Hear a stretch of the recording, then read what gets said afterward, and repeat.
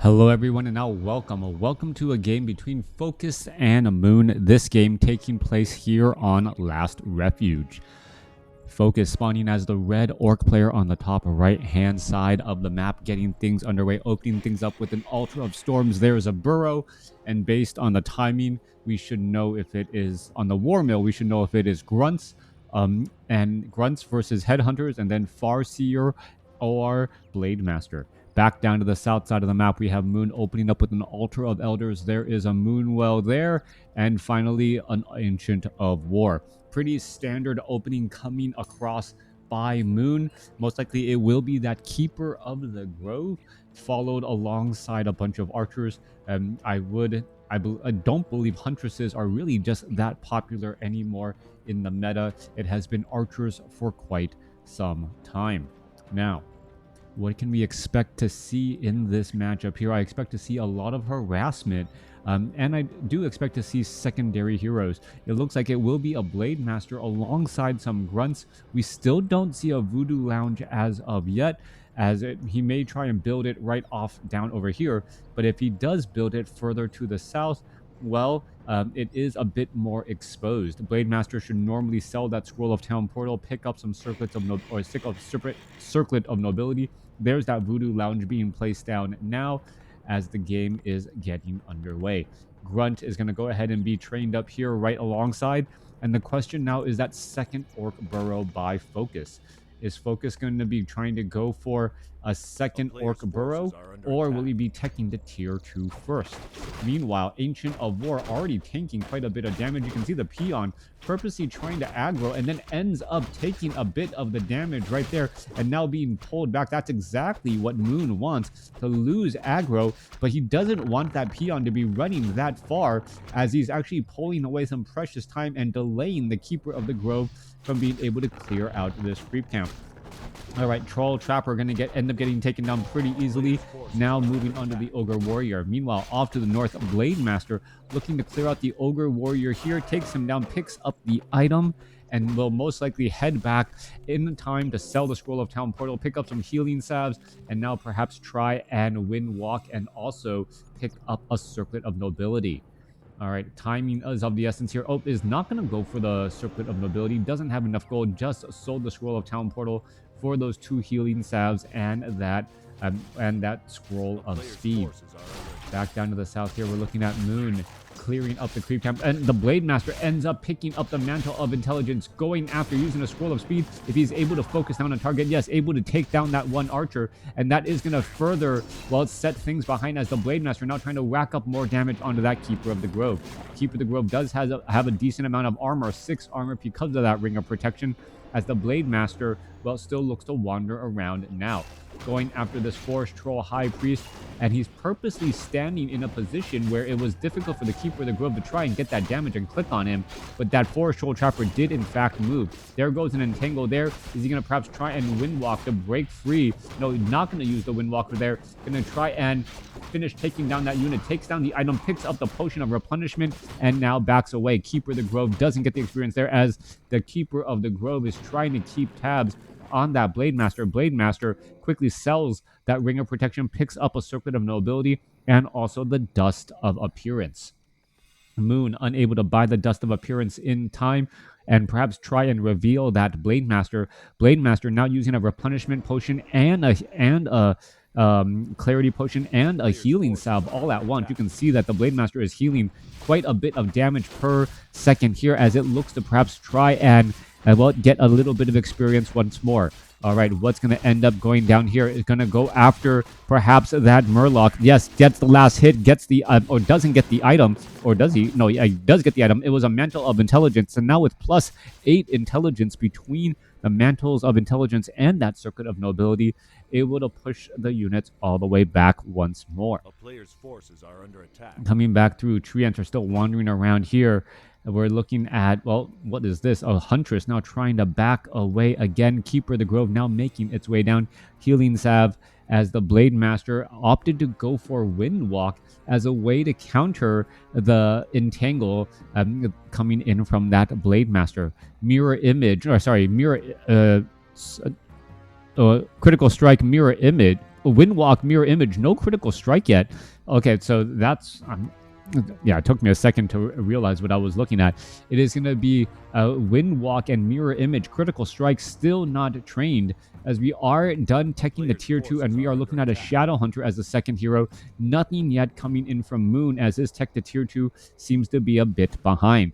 Should be a Tavern hero, as we're looking at Moon and now attempting to clear out a relatively difficult, attempting to just scout out that location, not really finding much of anything there. Blade Master is still wandering around across the map. Huntress is keeping tabs, keeping track. No one really making any sort of plays. 31 supply compared to 33. And this is a rare bit of tempo, a slow tempo coming in from both of these players. Keeper of the Grove now clearing out a 5-3-3 creep camp and has, in fact, opted to go for Huntresses over the archers, as we now see the Shadow Hunter is out here onto the battlefield, and it's actually going to be trying to use Serpent Wards. We know how effective Serpent Wards are with that level, at level 2 and especially level 3, being able to deal 50 piercing damage per attack against those Huntresses. Those Huntresses really don't stand a chance with that unarmored type, armor type, really increasing the amount of damage they take. All right, Huntress is now trying to rush on back here. Blade Master attempting to take down the Forest Troll. High Priest Forest Troll Berserker has been trained up. We can see Serpent Wards are right there. Acid Bomb coming back around. Blade Master continuing the battle here. Shadow Hunter has plenty of healing items. Huntresses are causing problems all across the board. There is 2 Serpent Wards, 3 Serpent Wards now down here onto the battlefield, as the Alchemist is trying to chase after that Forest Troll Berserker, all the way backed up into a different portion of the map here, as the Huntresses are continuing the fight here. Moonwell now being placed down as well. This is an odd fighting location, as we have the Serpent Ward still poking around much damage. All right, so many shadow melded Huntresses. Blade Master has Dust of Appearance, has not thought to use it yet, as the Alchemist does end up getting taken down. All right, Nightfall is about to break here in just a moment. Shadow Hunter gets taken down here as well, as unit after unit is still falling. All right, Shadow Hunter, Shadow Hunter has fallen here. Manual of Health picked up by the Keeper of the Grove. Scroll of Town Portal and Robe of Magi picked up there, trying to focus down as many Huntresses as possible, as there goes that last Force Trapper, giving level 3 to that Blade Master. That was an odd fight by every stretch of the imagination. The Shadow Hunter actually trapped into a corner. We are looking at a quick resurrection on that Shadow Hunter now. We saw that the Blade Master did have Dust of Appearance, but opted not to use it, and, well, could have really purged or shut down many of those low hit point Huntresses. Moon already has a Tree of Life slowly walking over to the expansion location, and if this Tree of Life is able to entangle that gold mine and start paying for itself economically, well, obviously Moon will have that economic advantage into the mid-game. Blade Master, however, wants to punish this there. Does he going to pick up the Tome of Agility? Yes, he does. Going to try and finish off more units there. Bounce actually finishes off the unit, but a Manual of Health stolen by the Blade Master again, as the units are still wandering about. Shadow Hunter off to the north, getting in a bit of mana as well. Perhaps going to try to drop some Serpent Wards. Blade Master has plenty of Mantles of Intelligence. Not quite sure why he's not handing them over to the Shadow Hunter, as the Shadow Hunter will be getting to level 2 and will be needing that mana. And as I say it, well, there is 2 additional Mantles of Intelligence on that Shadow Hunter. Item management across your heroes to make sure that the team is, boosted the absolute best. Scroll of Speed now used by the Blade Master as it tries to purge down and perhaps get some damage onto that Keeper of the Grove. Treants now out here onto the battlefield. Surround onto the Keeper of the Grove. Healing Spray now cast there, as the Shaman's unable to purge down all of those Treants here. Keeper of the Grove in trouble, down to 10 hit points. It gets taken down, but at what cost, as Grunts are getting lost in here as well. Both sides continuing the fight. Serpent Wards trying to push back a little bit of bounce damage, well, finishing off more, as we see another purge going down onto the Alchemist. All right, healing wave onto the Blade Master. Blade Master having 130 hit points. Is he going to end up getting taken down? There's a Windwalk strike, trying to finish things off. Gets another strike right there. Level 1 critical strike, able to finish off the Alchemist. And both the Alchemist and the Keeper of the Grove are now down. Another grunt will be lost, but at this point and stage in the game, losing a grunt really doesn't amount for very much of anything, Player's forces as are it under does not, attack. well, your heroes have to be alive in order to earn experience. Serpent Wards continuing to do a little bit of that poking. Shadow Hunter has a full 3 charges of healing salve, should be giving that to the Blade Master once this creep camp is up. Ogre Magi, however, takes down a Shaman right there, as we're looking at more and more units continuing to fight through. Level 2 Serpent Wards here. FoCuS seemingly having all the right answers so far, as we're looking at, well, the Shadow Hunter taking the last bit of experience here, even though it was the Blade Master who really Player's wanted to forces get are to under level attack. 4. Clarity Potions, Healing Salve still used up here. 10 minutes, 30 seconds into this game. This was the tempo I expected FoCuS and Moon to play at, very relentlessly. And it seems like the players have now caught up and are just becoming extremely aggressive. Moon's expansion, Serpent Ward, well, placed down to try and stop any ancient protectors. Grunts are in position as well. Grunts looking to get in a bit of damage. No pillage Player's researched forces as are of under yet, attack. as we are now going into some watchtowers to try and protect against any aggression from Huntresses. FoCuS now looking to focus down perhaps some of those wisps and take them down. There's a couple of detonations as the Blade Master gets in a 135 critical strike and able to shut down the expansion before it really was able to start paying for itself. How much gold was taken out from that gold mine? Only 430.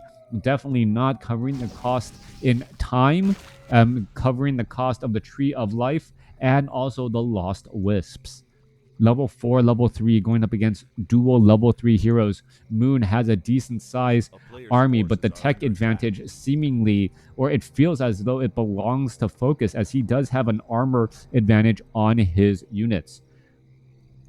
All right, do we have a Goblin Shredder here? Okay, no Goblin Shredder here, so really Moon does not have any real wisps out here on the battlefield. There's only 6 workers, so there's only 1 extra wisp trying to gather lumber. He has enough lumber for now, but he is really pressing that high, pressing the upper limits of no upkeep, but still having a 40 supply army. Down to the south here, Lightning Shield. Blade Master wants to back away, doesn't want to accidentally damage anything. Gonna take down the Serpent Ward, so an expansion can be placed Player's down forces are here. under attack. Watchtower also covering that front door location. Alchemist now sitting at level 3. And what is this? Moon has ideas of his own. He has Goblin Sappers right outside his opponent's base and could, in fact, perhaps detonate across multiple burrows. That could definitely be a problem. There's Sapper number 1. There's Sapper number 2. And how much damage can be done as the units are now trying to dive on in. Stronghold going to be suffering a little bit of a problem. There's some repairs. And where are the sappers? There goes one sapper. There is another sapper getting lined up, ready to dive in. Yes, that is going to be the case. Orc Burrow. There is another sapper taking down that stronghold, down to, well, 300 hit points already. Massive repairs. As you can see, the Huntresses are trying to, well, bounce damage and take back some of these, as we see some fortified armor finally being brought up. Fortified armor, however, does not reinforce the stronghold. Stronghold needs to get a little bit more gold, as there is now no more gold available. Repairs are not going to be possible, as we are looking at a little bit of poking damage going back the other way. Meanwhile, Grunts were able to finish off the main hall there, as we are now looking at, well, massive number of Grunts. Shadow Hunter, Clarity Potion, trying to heal up once more, trying to finish off the remainder of this creep camp, or not creep camp, of this base, and take down these precious Moonwells.